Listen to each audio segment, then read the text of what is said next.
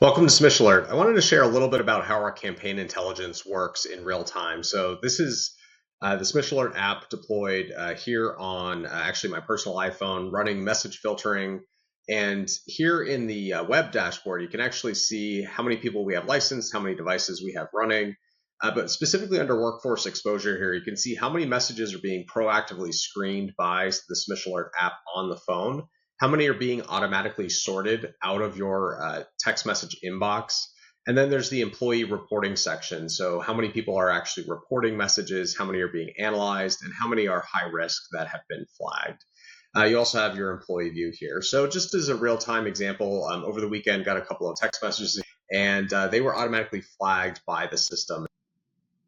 And so here under campaigns, you can actually see this campaign number 16. It came in on Friday. It was automatically flagged. So this was a text message that came in, what did not need to be reported. It was automatically pulled through the filtering. You can actually see it here on the phone. If I go into the text messages app, you can see here that it was automatically filtered into the spam folder and flagged here, filtered by Smish Alert. So what this did was it ended up running this text message through the system. You can see here in the web dashboard, there's some evidence here of the spoof domain, the malicious URL. And then the core component of our app is that we're privacy first, right? So you can see here under sender phone, we have a hash. Message template is also a hash. So we're never actually matching the text of a message to an individual employee. It's always somewhat anonymized, right? So definitely reassurance for the consumer user, but also for your employees that we're not reading their text messages, right? The way I like to describe it is we're taking a picture of the text message and we're classifying it as a shape. And so if you happen to get a pentagon shape today, we're looking for who else within your employee base is also receiving a pentagon message. And we'll go ahead and fingerprint it in that way. And so here you can see the emerging campaign. You can also see under the filtering actions. So this was the one here at the bottom that got flagged as a high risk because the URL is a known spam URL in the classification. A couple others here that were flagged as medium.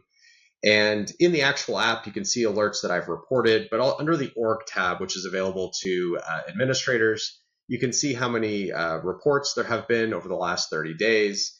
And then you can also open the web admin straight from the app here, and it'll give you kind of a mobile friendly view of what we were looking at on the web app. So just a quick view here of just some real-time message filtering that's coming into an iPhone, campaigns that are being flagged due to some malicious URLs. And again, all of this is essentially zero touch by the end user. They go about their day in a normal way. This text message never landed in my text inbox. It was kind of silent in the background. And from a security operations standpoint, my security team now is aware that I'm being targeted with a specific campaign. And were it to start hitting additional identities within our organization, it would show up here on who's being hit and when. And then once it starts to have more information about what the campaign might be about, then it would go ahead and populate information for the security team to take action on. So a little bit of view of kind of what's happening with Smish Alert and how it works.